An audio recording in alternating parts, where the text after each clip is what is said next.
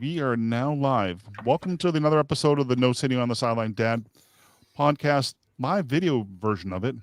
Today, my guest, Chris Whaley, the author of the book, The Masked Saint. Chris, a former pro wrestler, father, husband, dad. Chris, a man who does not sit on the sideline. Welcome to the podcast, Chris. Hey, Joe, it is so great to be with you, and thank you so much for having me. Well, thank you much for being here. I really do appreciate it. And Yeah. you have an interesting story, and I like having that intro question, kind of a fun thing. Sure. Is wrestling real? Absolutely, wrestling is real. Absolutely. I mean, are you asking if it's fake? Well, I wonder some of the moves and stuff like that. Is it kind of a joke in a way? And the question is a joke. I know it's real, but I know sometimes it's also planned. But is it real? Is it kind of like, how does that work? What is wrestling? Okay. I have the opportunity to speak quite a bit, and people will come up to me, especially Bubba. Bubba will come up and say, "That wrestling ain't real, is it?" And I always go, I start at the bottom. I have a crushed ankle. I've had 5 knee surgeries, both ACLs, MCLs, dislocated hips, broke pelvis, broke all my ribs, my sternum, both collarbones. I've had both shoulders surgically repaired, neck injuries, back injury, broke my nose so many times I can't breathe out of it, deafened this ear because I got punched so many times, over 100 concussions. So it's not fake. You can't fake a body slam, but it is prearranged. You know who's going to win, you know who's going to lose. So you don't have any control over that. The promoter is the guy that pulls that lever.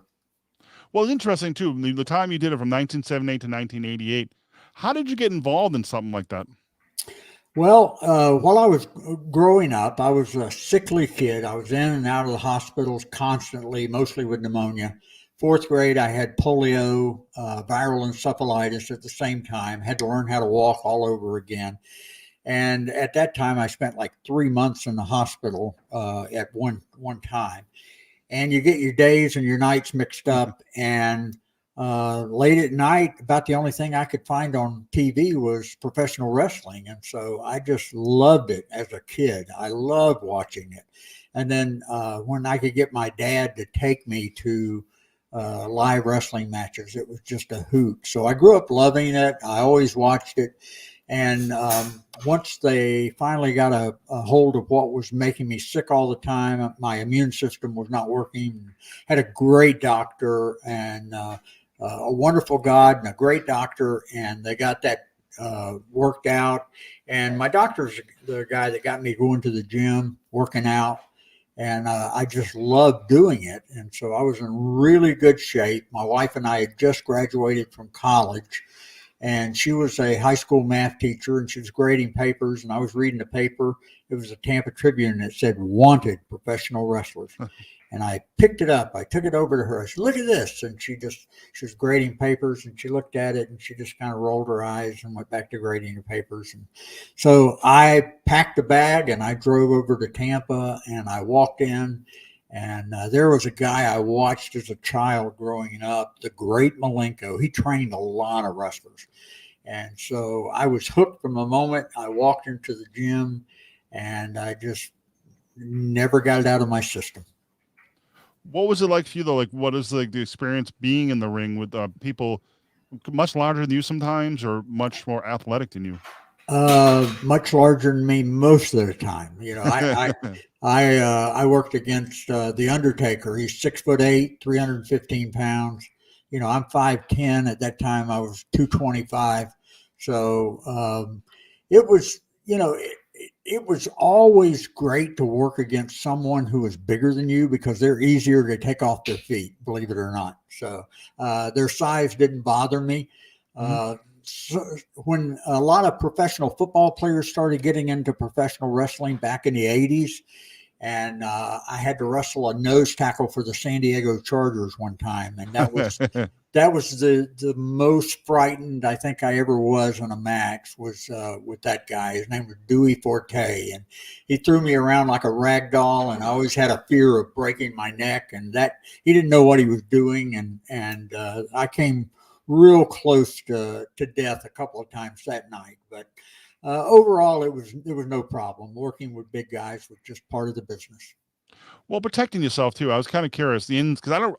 You see it on TV. It's awesome. You get the flying elbow. I remember the Ultimate Warrior. Because I watched it when I was a kid and Yeah. stuff like that. But is there a way of people protecting themselves?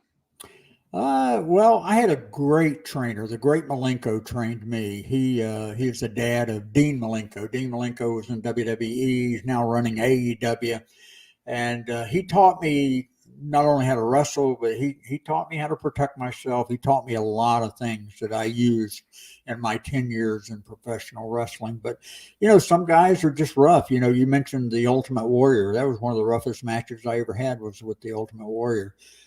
He was, huge guy, super strong, and didn't know his own strength. And you just have to learn to deal with it. You have to be able to protect yourself and just, rely on your training.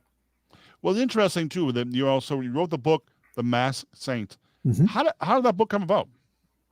Well, I went to my first church. I graduated from seminary and retired from wrestling after 10 years, went to my first church, and I had incident after incident where I handled things more as a pro wrestler than as a pastor.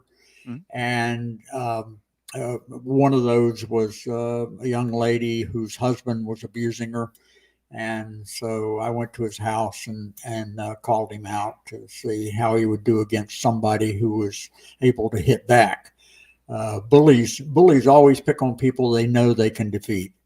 And bullies are usually cowards too.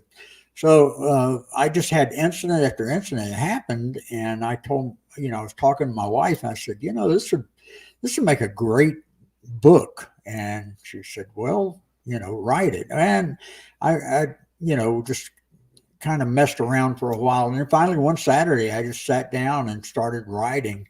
And I gave it to her. I said, look at this and tell me what you think. And she said, keep going. So, it was easy to write because each chapter is based upon something that actually happened in my life. So it was an easy book to write because of that. Well, it's interesting too. I got to see the movie and I read most of the book and stuff like that. And I had one question. Is Miss Edna real? Absolutely. She was from my childhood. Now in the movie, they brought her up to real time, and that's sad because she was from my childhood, and just about every chapter of the book has a lesson that I learned from her. Mm-hmm. Just a precious lady. How did you meet her? Well, how was she in your life? What was she all about? She was in the neighborhood. I mean, I lived on a cul-de-sac in a small town in Central Florida. And at that time, there were just orange groves everywhere. And just out as a kid exploring, and I saw this, house back in the woods there, and saw the driveway and walked down the driveway, and and I met her when I got down to the end of the driveway, and that was the beginning of a friendship that lasted until her husband died. And then after her husband died, her son took her to Illinois, and I never saw her again after that. But she was just an unbelievable, wonderful impact on my life. It's always interesting too. Sometimes when kids, especially people come into their lives, especially adults, it doesn't have to be their parents, but people who impacted them in many different ways. I have one. I think I've talked about this on the show before. Is my great aunt. She was a nun. And she made a big impact on me in all the things she did for me and stuff like that, and taught me different things. But everybody like Miss Edna, and I remember seeing it in the movie and all the book you had with all the notes and stuff, and she wrote and all the quotes and everything. It really showed in the movie how touching and important she was in the story. Absolutely. And, Diane Carroll plays Miss Edna in the movie.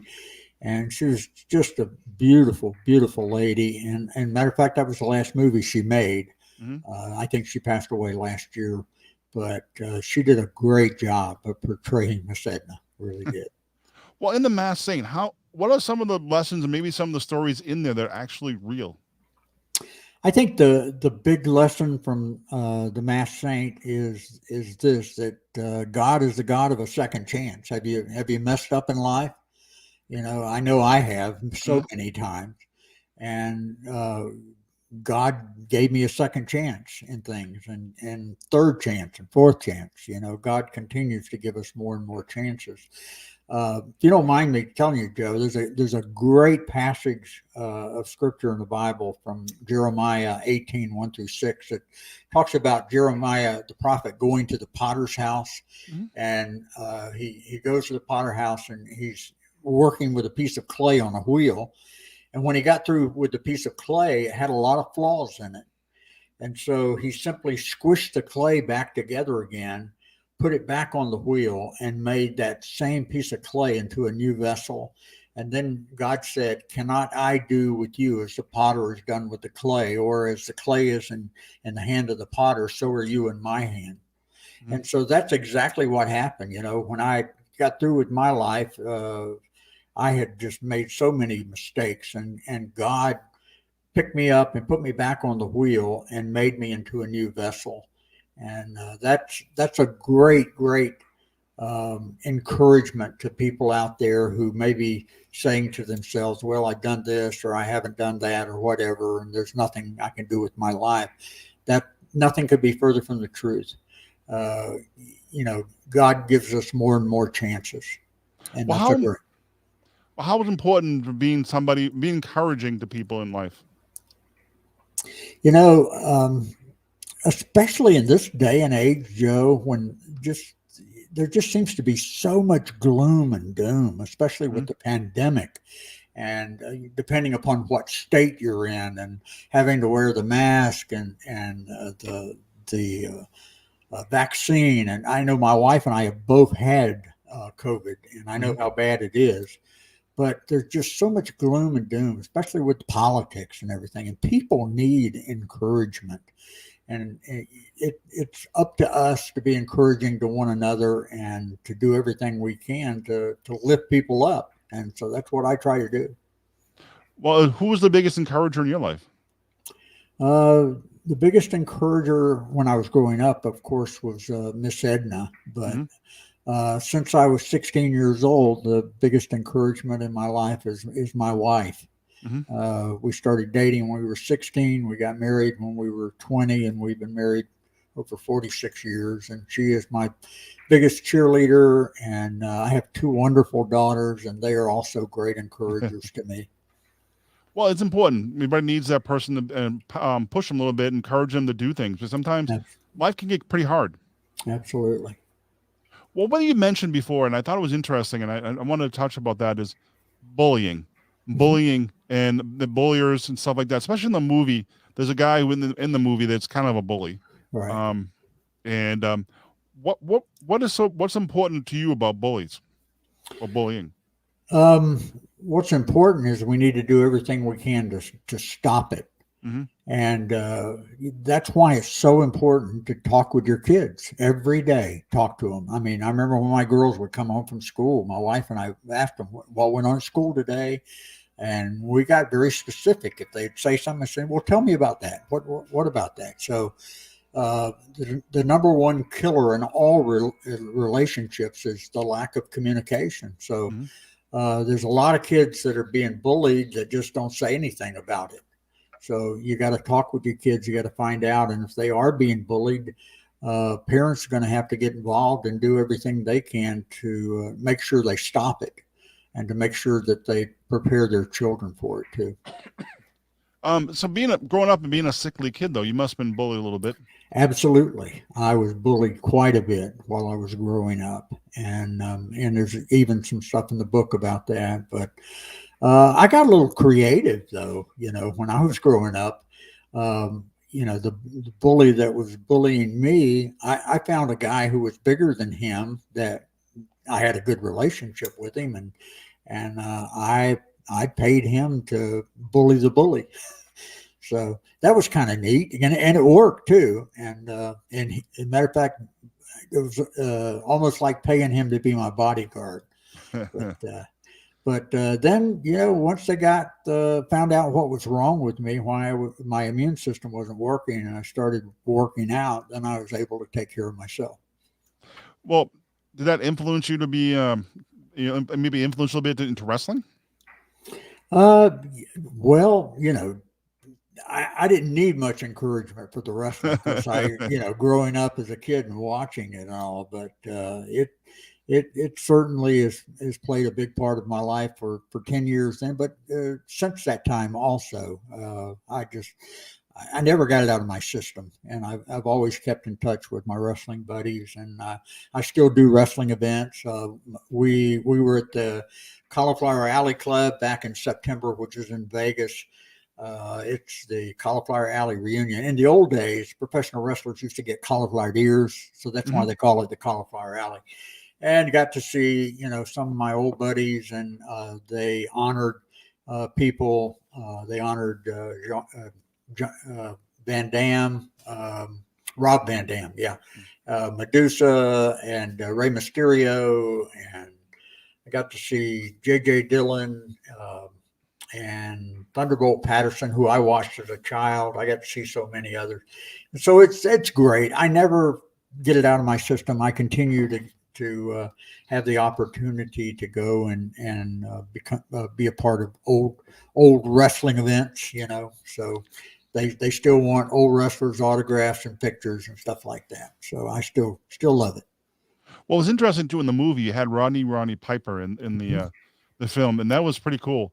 I remember watching him with his kilt and his all the things he did when I was a kid. How was that for you? It was pretty awesome. I had not seen him, and I'd worked against him like 25 years before then, and had not seen him since. And he looked as good as he did the last time I saw him. I mean, he was a great wrestler, and he was a great actor. You ought to IMDb that guy. I mean, the number of the things that he has, been in. Of course, he's in that movie, They Live, which has a cult following. But he's just a great guy. He loved his family. If you YouTube any of Roddy Piper's matches, if you YouTube, look at his hand, because he's always wearing his wedding ring. He never takes his wedding ring off when he got into the ring. And it was just so sad. He looked so good, had no idea about the heart issues. And the movie was filmed in November of 2013, and then he died at the end of July in 2014. So he never even got to see the movie. Oh, that must have been a little heartbreaking for you. Yeah, it really was. I was looking forward to seeing him at the premiere, and that did not take place. So it was very sad. Well, it's interesting too. I was curious about wrestling and stuff like that. And what is like? Are you all connected? Like in the back room, you all friends and everything like that. You guys always build a good camaraderie. You have great friendships in there, but there's some people that are just, no matter what you do, they're not going to be your friend. And they take that into the ring also. So, but the majority of the guys are really good, and you have a good relationship with them. But you do run across some of those that are a little bit more difficult. What was it like about being a dad, transitioning, like being a dad from a pro wrestler, being a dad, then being a pastor? What was your daughter's thought about you being a wrestler? They loved it. They loved it. They loved going to the matches and holding up signs and cheering. I've got some pictures of my little girls when they were at wrestling events, and they have a sign up, whoever their dad was working against, make sure you beat this guy or whatever. And so they loved that. It wasn't so much fun whenever they became teenagers and they started to date. And I'd had quite a bit of publicity in newspapers and TV and stuff about this guy who used to be a pro wrestler and now he's a pastor. And so, the guys that they dated, they knew that their dad was a former pro wrestler, and they knew they better walk a very narrow path, when it comes to dating my daughter. Yeah, I'd be a little nervous too, to Yeah. be honest with you. Yeah. You don't want to come home and be in an elbow to the forehead and stuff like that. But Yeah. it's interesting too. How did you, from a pro wrestler to pastor, how Right. did you, how was that transition like? Well, it was, wrestling was my dream. Being a pastor was my calling. I mean, I felt the call of God on my life very early, and I knew that's what I was going to do. But, I graduated from Southwestern Baptist Theological Seminary in May of 1988. And then for a short time, we went back to Florida, and then I went to my first church in Florida. Mhm. And, I'd been dreaming about that first church and the opportunity to be a pastor. I never knew how stressful being a pastor could be. I can't tell you how many times we'd start to go on a vacation and somebody in the church would die, and you're the pastor. You got to do the funeral. You got to minister to the family.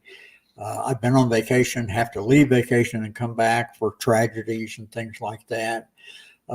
You preach every week, Mhm. and you have to prepare the sermons. And so, Bill Parcells, when he was the coach of the Giants, the first year that they won the Super Bowl, he had a guy that followed him that year, and he wrote a book about him. And one of the quotes in there, they're walking off the field, and he said to Bill Parcells, he said, "That was a great game, wasn't it, Coach?" He said, "Yeah, it really was." He said, "I bet you're going to enjoy it." He said, "I am until I get to my office and start working on next week." And that's the way it was as a pastor. You never finish. Even when you're on vacation, you're thinking when you get back, you got to preach, and you got to prepare the sermons and stuff. So you're always dealing with tragedy, people dying, people losing their jobs, divorce and stuff. So if you have any empathy whatsoever, you're going to have a heavy heart for a lot of times dealing with people. And plus, you have a faith-based budget. Mhm. So it is dependent upon what people give. And I've never been one of those people on TV that beg for money. I don't do that. So when you got a faith-based budget, that's stressful. So I've never done anything in my life. Wrestling was nothing compared to being a pastor as far as the level of stress that you carry. Well, it's a lot of stress. People don't realize what pastors actually do and stuff like that, and Yeah. it's a lot of work. Yeah, And it really is. I remember, and they make it look easy too. I remember one pastor I went to church a long time ago. He get up on Sunday morning and give a sermon. It was like he was telling a story, Mm-hmm. and next thing you know, it's hours are gone by. Mm-hmm. Those are the one that, like, when I went to church, that was the ones I really enjoyed. The Yeah. ones that didn't. I mean, he's still in church, and it's still a good thing, I guess. But the ones I didn't really, when the hour seemed like it took like 3 hours. Yeah. Yeah. I believe me. I know that. I had some great teachers. The one of the courses that I had was called homiletics, which is Mhm. the art of preaching. And I'll never forget my professor. He always said, when you preach like Jesus. He said Jesus told a lot of stories, and if you're gonna preach the message, you got to illustrate it with stories, because that's what Jesus did. And so that's what I always try to do. I always tried to have those compelling stories that those stories were able to make the scriptures come alive, and because that's what Jesus did. It's really interesting, actually, too. Mm. And well, another thing I wanted to talk about was your movie. The book turned into a movie, Mm-hmm. and I thought that was interesting. How excited were you when you got a chance to do that? I was blown away, Joe. My book came out, and I mean, the first movie producer that called me and wanted to meet with me was in Orlando, which is where we're living. And I met him in his office downtown, and I couldn't believe it. I'm sitting here. This guy wants to make my book into a movie. And I stayed on the hook with him for about a year. And then during that time, I met other producers. The guy that the first one to talk to me, he changed his mind, and then others, and it became a little bit disheartening. And I gotten to the point where I was ready to put it on the shelf and just let my grandkids pull it off one day and say, "Look what Papa wrote," Mhm. But and then February 2013, I'm driving and my phone rang and I answered it in the car, and this producer in Canada said, "Are you sitting down?" And I said, "Matter of fact, I am. I'm driving." He said, "Okay." He said, "You might want to pull off the road." And I did. And he said, "We're going to make your book into a movie." And he said, "We're going to have a script written hopefully by July, and we're going to start filming in July." They didn't have the script ready. They started filming in November. But I was dumbfounded about the whole thing. I mean, when you go through that whole process where they're picking the people that are going to play the different parts, and you start looking those people up, and then when I saw that Roddy Piper was going to play the promoter, I was blown away. I was like a kid in a candy store. I really was. It was just amazing. What was the process like for you? Were you there during the filming? Absolutely. I was there on the first day of filming. My wife was there the first week. And I was there for a lot of the filming, especially the wrestling, all the wrestling that was filmed. And I was still a pastor at that time, so I had to go back. But I didn't miss much of the filming. I was there for most of it, and it was just amazing to see. I had no idea how a movie was made, and they started filming about 6:30 in the morning, and they filmed till midnight Oh, every wow. day for a month. It was just, I was just blown away by all that has to take place to make a movie. Well, it's interesting to watch during the movie. Your character, the guy who plays you, Mm-hmm. is he wrestles this guy who looks like a giant, Mm-hmm. and I think I've seen him somewhere before. I can't place him. Oh yeah, his name is James Preston Rogers, Mhm. and he's been in a lot of stuff. He's had cameo appearances in a lot of things. He was in Adam Sandler's film Pixels. He played a Navy SEAL in that. He's been in, I think it's called Rain. Mhm. He's been in that. He was on with Tom Selleck in Blue Bloods. He's been in a lot of different things. If you just IMDb James Preston Rogers, you can see his everything he's been in. It was interesting. I thought I saw him on one of the pro wrestling shows when I was a kid. Yeah, That same that same makeup and stuff. right, I'm like, right. wow, I thought I seen him on a wrestling show before. I Well, wasn't quite sure. he was a WWE wrestler, Yes, and that's why I saw him. yeah, and he got out of that because he had too many requests for the movies, and you don't get hurt as much in the movies as you do in wrestling. Well, But that's true. I guess. he was a great guy. I told him, I said, I wrestled the Undertaker, and I said, "You look like a young Undertaker." Yeah, he really did, because he's about 6'6", and I know he weighed close to 300, but just solid muscle. But a great actor too. Great guy. Well, interesting too. I mean, those guys are huge. Like The Rock, he's enormous, Yep. and I guess his dad wrestled too. I wrestled his dad. That tells you how old I am.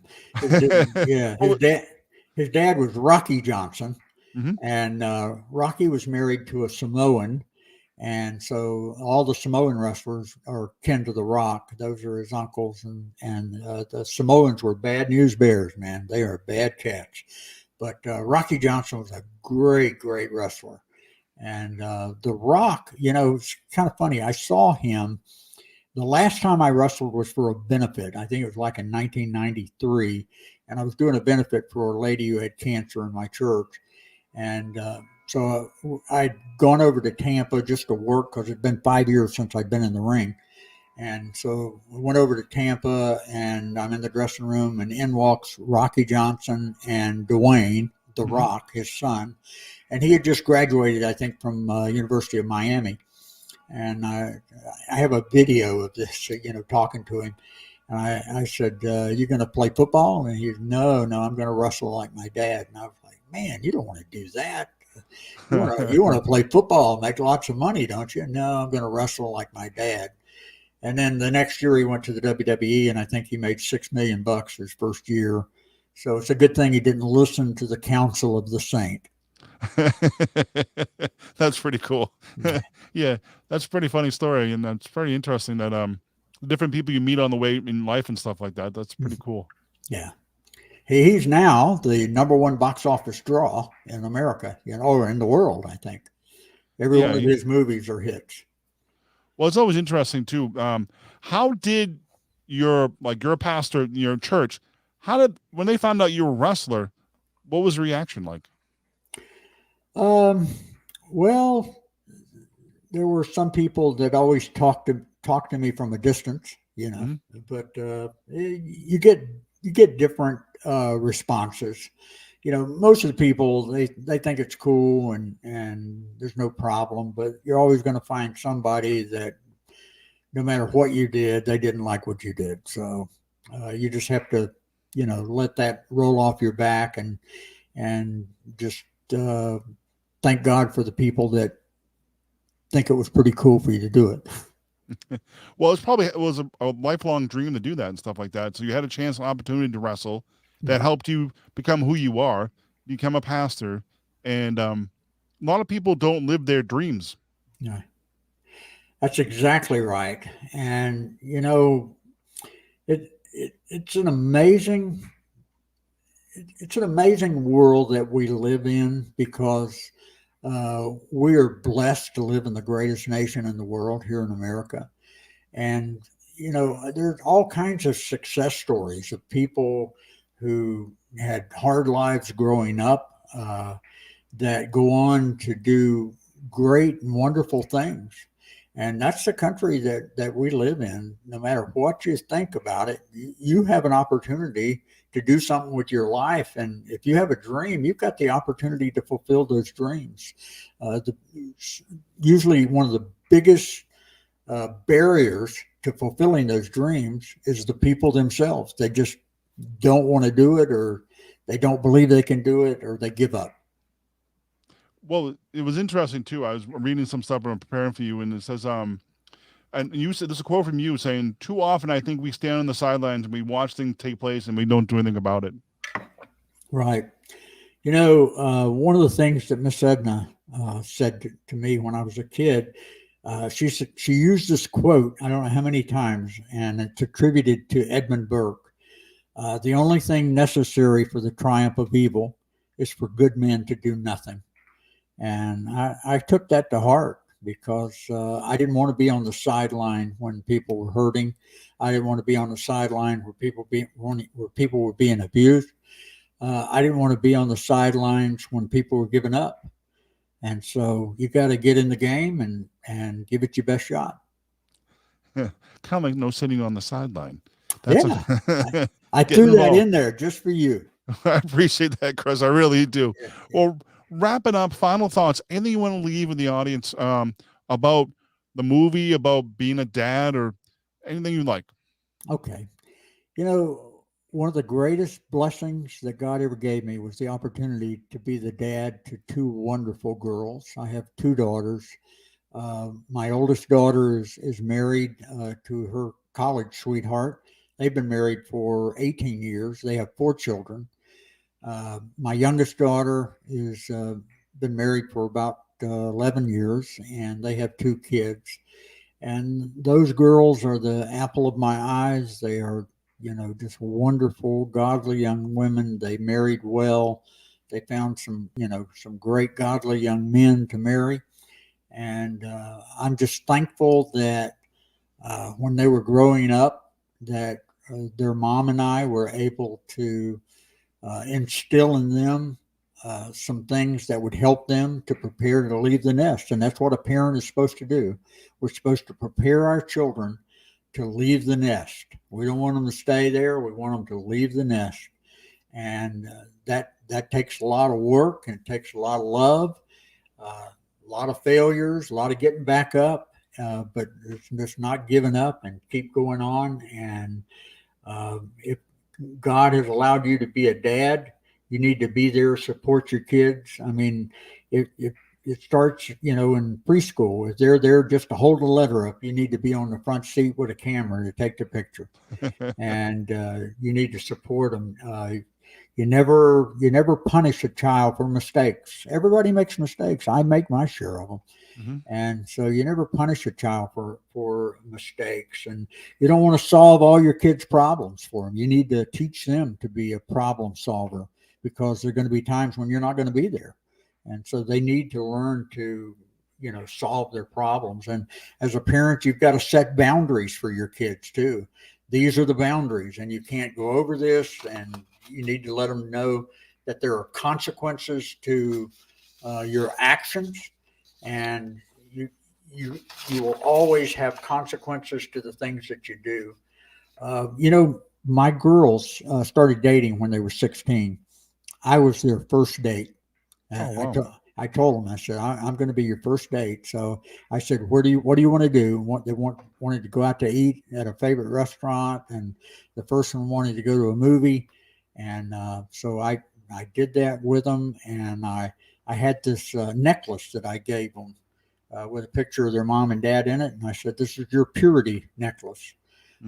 I said, you don't ever want to give your purity away unless it's the young man that you're planning to marry. And I said, so when you get married, you can give this locket back to mom and dad.